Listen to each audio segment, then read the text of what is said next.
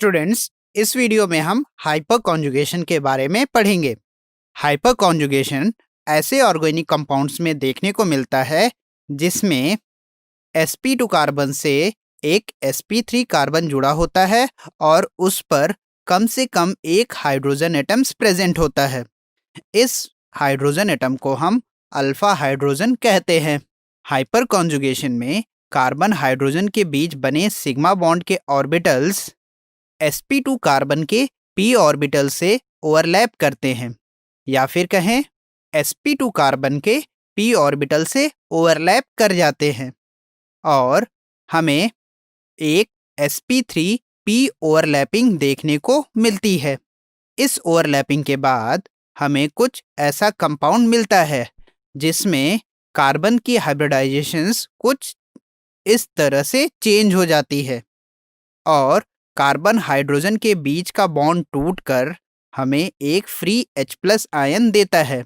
Since hyper conjugation एक temporary effect होता है, तो यहाँ पर बने कार्बन आयन के लोन पेयर्स वापस p ऑर्बिटल से ओवरलैप करते हैं और कार्बन कार्बन के बीच के पाई बॉन्ड टूटकर वापस से H+ आयन के साथ जुड़कर पहले जैसा कंपाउंड बना लेते हैं।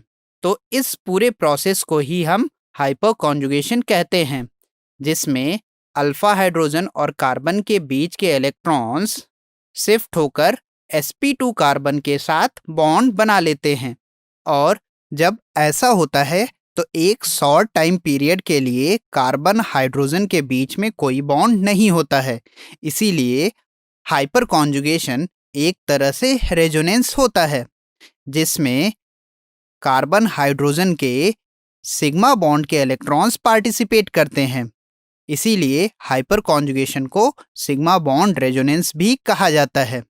हाइपर कॉन्जुगेशन के दौरान एक शॉर्ट टाइम पीरियड के लिए कार्बन और हाइड्रोजन के बीच में कोई बॉन्ड नहीं रहता है, इसीलिए इसको हम नो बॉन्ड रेजोनेंस भी कहते हैं।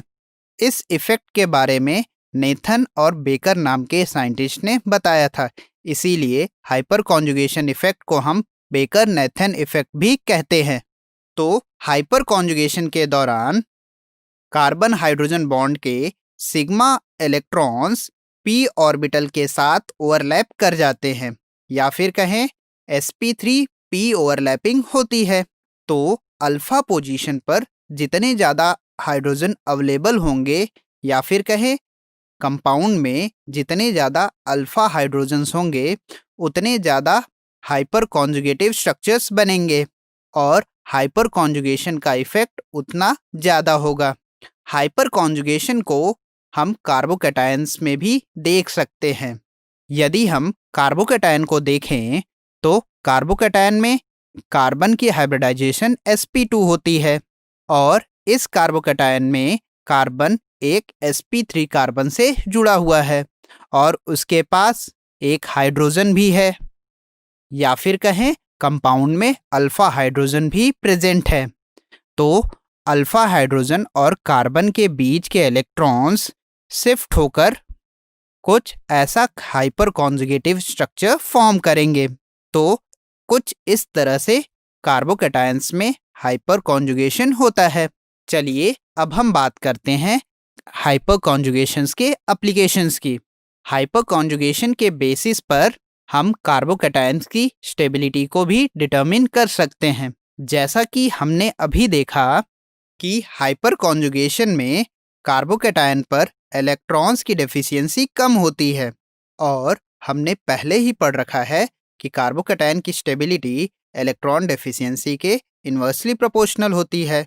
तो कंपाउंड में जितना ज़्यादा हाइपर कॉन्जुगेशन होगा, कार्बोकैटायन पर उतनी कम इलेक्ट्रॉन डेफिशिएंसी होगी और कार्बोकैटायन उतना ज़्यादा स्टेबल होगा। और कंपाउंड में hyper conjugation hyper conjugative structures पर डिपेंड करता है। तो जितने ज़्यादा अल्फा हाइड्रोजन्स होंगे उतने हाइपर कॉन्जुगेटिव स्ट्रक्चर्स बनेंगे और कार्बोकैटायन उतना ही ज़्यादा स्टेबल होगा। चलिए देखते हैं कि इससे रिलेटेड किस तरह के प्रॉब्लम्स आते हैं। आपको इस क्वेश्चन में गिवन कार्बोकेटायंस को उनके स्टेबिलिटी के इंक्रीजिंग ऑर्डर में लिखना है। तो चलिए देखते हैं कि इस तरह के प्रॉब्लम्स को कैसे सॉल्व किया जाता है।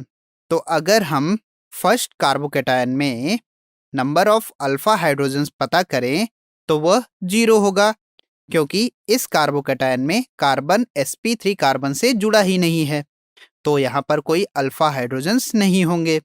वहीं दूसरे कार्बोकेटायन में प्लस चार्ज वाला कार्बन एक CH3 ग्रुप से जुड़ा है, तो यहाँ पर हमें 3 अल्फा हाइड्रोजन्स देखने को मिलते हैं। वहीं थर्ड कैटायन में प्लस चार्ज वाला कार्बन 2 CH3 ग्रुप से जुड़ा हुआ है और ये दोनों कार्बन भी अल्फा कार्बन्स होंगे और इनसे जुड़े 6 हाइड्रोजन्स को हम अल्फा हाइड्रोजन्स कहेंगे। वहीं तीसरे केस में अगर हम अल्फा हाइड्रोजन काउंट करें तो टोटल 9 होंगे। तो यहाँ पर स्टेबिलिटी का इंक्रीजिंग ऑर्डर अल्फा हाइड्रोजन के नंबर्स के इंक्रीजिंग ऑर्डर में ही होगा, क्योंकि जितने ज़्यादा अल्फा हाइड्रोजन्स होंगे कार्बोकेटायंस उतना ज़्यादा स्टेबल होगा।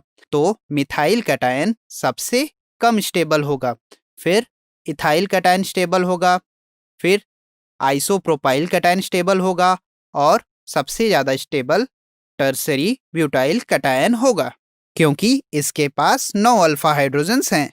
हाइपर कॉन्जुगेशन की हेल्प से हम अल्कीन्स की स्टेबिलिटी को भी कंपेयर कर सकते हैं। अल्कीन की स्टेबिलिटी हाइपर कॉन्जुगेशन के डायरेक्टली प्रोपोर्शनल होगी, क्योंकि जितना ज़्यादा हाइपर कॉन्जुगेशन होगा अल्कीन्स के पाई बॉन्ड के इलेक्ट्रॉन्स उतने ज़्यादा डीलोकलाइज होंगे और hyper conjugation number of hyper conjugative structures या फिर कहें नंबर ऑफ अल्फा हाइड्रोजन के डायरेक्टली प्रोपोर्शनल होता है। तो कंपाउंड में जितने ज़्यादा अल्फा हाइड्रोजन होंगे अल्कीन उतना ज़्यादा स्टेबल होगा। चलिए इससे रिलेटेड एक क्वेश्चन देख लेते हैं। यहाँ पर हमें ये 3 अल्कीन्स गिवन हैं और हमें इन तीनों अल्कीन्स की स्टेबिलिटी के ऑर्डर को लिखना है। तो चलिए देखते हैं कि इस तरह के प्रॉब्लम्स को कैसे सॉल्व करते हैं। सबसे पहले हम सारे अल्कीन्स में number of alpha hydrogens count कर लेते हैं। यदि हम इस अल्कीन में number of alpha hydrogens count करें तो यहाँ पर 2 अल्फा कार्बन्स हैं और इन कार्बन्स पर टोटल 6 अल्फा हाइड्रोजन्स प्रेजेंट होते हैं। वहीं अगर हम इस कंपाउंड में अल्फा कार्बन्स को मार्क करें तो ये 2 कार्बन्स मिलते हैं। इसमें एक कार्बन पर 1 अल्फा हाइड्रोजन है और दूसरे कार्बन पर 3 अल्फा हाइड्रोजन्स हैं। तो टोटल इस कंपाउंड में 4 अल्फा हाइड्रोजन्स प्रेजेंट हैं। वहीं अगर हम इस कंपाउंड में बात करें तो इस कंपाउंड में केवल 1 अल्फा कार्बन है जिस पे 2 अल्फा हाइड्रोजन्स प्रेजेंट है। तो इन तीनों कंपाउंड्स में अल्कीन्स की स्टेबिलिटी का ऑर्डर कुछ यह हो जाएगा, जिसमें पहला अल्कीन जिसके पास 6 अल्फा हाइड्रोजन है वो सबसे ज़्यादा स्टेबल होगा, फिर 4 अल्फा हाइड्रोजन वाला अल्कीन स्टेबल होगा और सबसे कम स्टेबल 2 अल्फा हाइड्रोजन वाला अल्कीन होगा। आई होप आप हाइपर कॉन्जुगेशन को अच्छे से समझ गए होंगे।